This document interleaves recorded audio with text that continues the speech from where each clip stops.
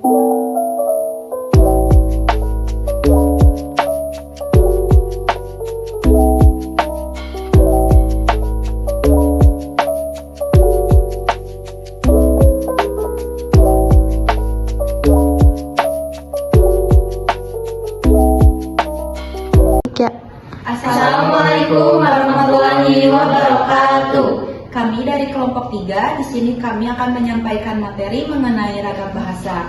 Sebelumnya izin memperkenalkan diri, nama saya Ririn Oktarini Ibrahim dan rekan-rekan saya. Saya Aisyah Fitri Almatulisa. Saya Sakia Putri Harani. Saya Salwa Putri Meisa. Saya Haril Zulkarnain. Selamat menyaksikan.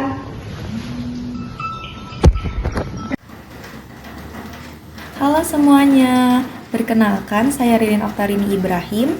Sebelumnya, ada yang tahu gak sih bahasa iklan pada ragam bahasa itu apa?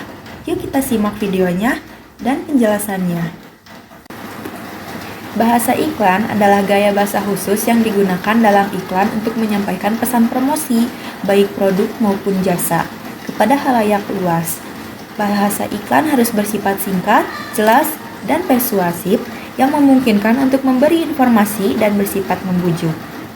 Kutipan contoh penggunaan bahasa di masyarakat yang saya ambil yaitu Dettol lindungi keluarga dari kuman dan bakteri. Identifikasi ragam bahasanya yaitu media menggunakan tutur lisan dan tertulis, digunakan di iklan TV, media sosial, banner, dan kemasan produk. Kebakuannya tidak sepenuh baku, kalimat singkat dan persuasif, menggunakan struktur sederhana. Kata lindungi keluarga bersifat emosional dan komunikatif. Ragam sosial untuk umum ditujukan semua kalangan, khususnya orang tua, sebagai pemilih keputusan terbaik dalam penggunaan suatu produk untuk kebersihan tubuh keluarga. Ragam fungsionalnya persuasif, bertujuan meyakinkan konsumen bahwa produk Dettol efektif melindungi dari kuman dan bakteri. Bahasa digunakan untuk membujuk dan membangun rasa aman terhadap penggunaan produk yang ditawarkan. Jika dikaitkan dengan bahasa ilmiah, tentu bahasa iklan memiliki banyak perbedaan. Dimulai dari tujuan.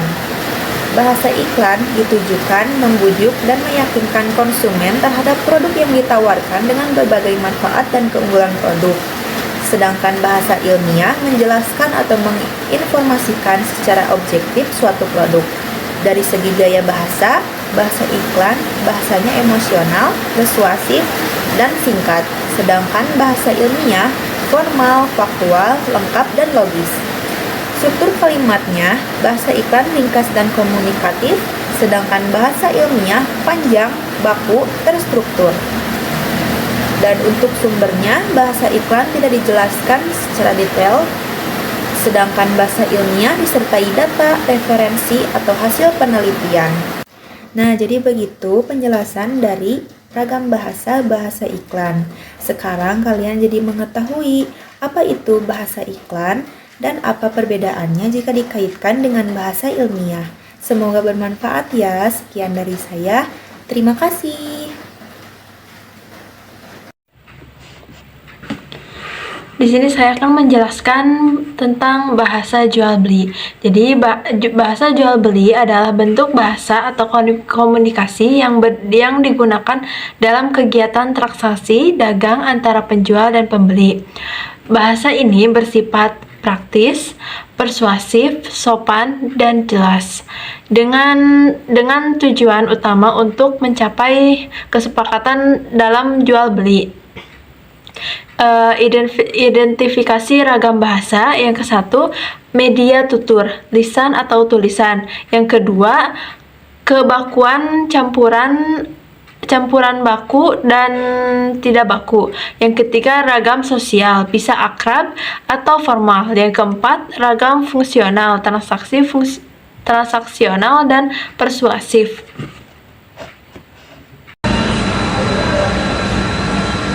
Di sini saya akan menjelaskan mengenai ragam bahasa pembelajaran. Nah, ragam bahasa pembelajaran yang saya ketahui merupakan ragam bahasa yang biasanya digunakan dalam konteks pendidikan atau lingkungan pendidikan, yang biasanya berperan sebagai pengajar atau guru maupun pelajar sebagai siswa.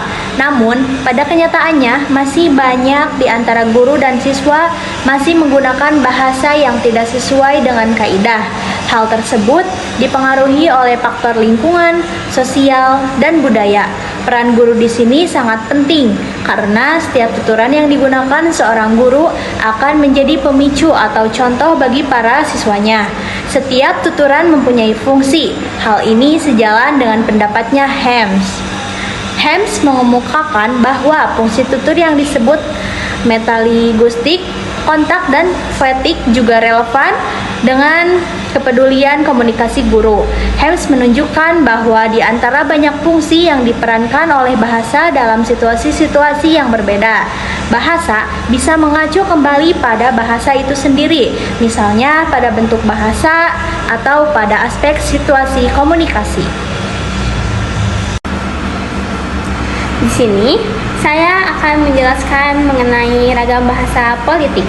Ragam bahasa politik yang saya ketahui yaitu bahasa politik yang umumnya digunakan adalah bahasa yang biasa dipakai untuk mengelak atau lari apabila ada serangan. Bahasa kemenangan, bahasa yang menjamin pemakainya tidak akan terpojokan. Misalnya, untuk menghindari dari tudingan kenaikan tarif, pemerintah menggunakan istilah penyesuaian tarif. Untuk mengelak dari tuduhan melakukan pelanggaran dikatakan kesalahan prosedur. Ragam bahasa politik yang dikemukakan penguasa disosialisasikan kepada masyarakat melalui media massa. Dengan menggunakan media massa seperti surat kabar, diharapkan informasi akan linguistik, kontak, dan fatigue juga relevan dengan kepedulian komunikasi guru. Helms menunjukkan bahwa di antara banyak fungsi yang diperankan oleh bahasa dalam situasi-situasi yang berbeda, bahasa bisa mengacu kembali pada bahasa itu sendiri, misalnya pada bentuk bahasa atau pada aspek situasi komunikasi. Di sini, saya akan menjelaskan mengenai ragam bahasa politik. Ragam bahasa politik yang saya ketahui yaitu bahasa politik yang umumnya digunakan adalah bahasa yang biasa dipakai untuk mengelak atau lari apabila ada serangan. Bahasa kemenangan, bahasa yang menjamin pemakainya tidak akan terpojokan. Misalnya, untuk menghindari dari tudingan kenaikan tarif, pemerintah menggunakan istilah penyesuaian tarif. Untuk mengelak dari tuduhan melakukan pelanggaran dikatakan kesalahan prosedur. Ragam bahasa politik yang dikemukakan penguasa disosialisasikan kepada masyarakat melalui media massa. Dengan menggunakan media massa seperti surat kabar, diharapkan informasi akan meluas, baik dalam jumlah orang maupun baik dalam jumlah luas wilayah yang dapat dijangkaunya. Dalam mensosialisasikan bahasa politik melalui media massa, peran wartawan sangat diperlukan dalam menjembatani informasi yang dituturkan penguasa untuk disampaikan kepada masyarakat yang luas. Sekian dari saya, terima kasih. Baik, di sini saya akan menyampaikan salah satu ragam bahasa yaitu bahasa prokem. Bahasa prokem seringkali digunakan oleh anak-anak gaul dan juga kalangan tertentu. Bahasa prokem sering digunakan pada kota-kota besar seperti kota Jakarta. Bahasa prokem ini berasal dari kata preman yang berubah bentuknya menjadi bahasa prokem. Bahasa prokem memiliki ciri-ciri. Yang pertama, merubah bentuknya menjadi kata-kata yang baru. Yang kedua, seringkali menambahkan kata in dan oke. Yang ketiga, bahasa ini seringkali bertujuan untuk menyamarkan dan juga merahasiakan identitas atau digunakan sebagai bahasa gaul. Bahasa prokem, salah satu bahasa prokem yaitu seperti lo, gue, bokap, nyokap, cabs, dan lain-lainnya. Salah satu contoh bahasa prokem pada masyarakat seringkali digunakan ketika obrolan anak-anak gaul atau tongkrongan. Yang selanjutnya sering digunakan pada film, sinetron, dan juga musik. Selanjutnya sering digunakan pada musik rap dan hip hop di Indonesia. Sekian, terima kasih.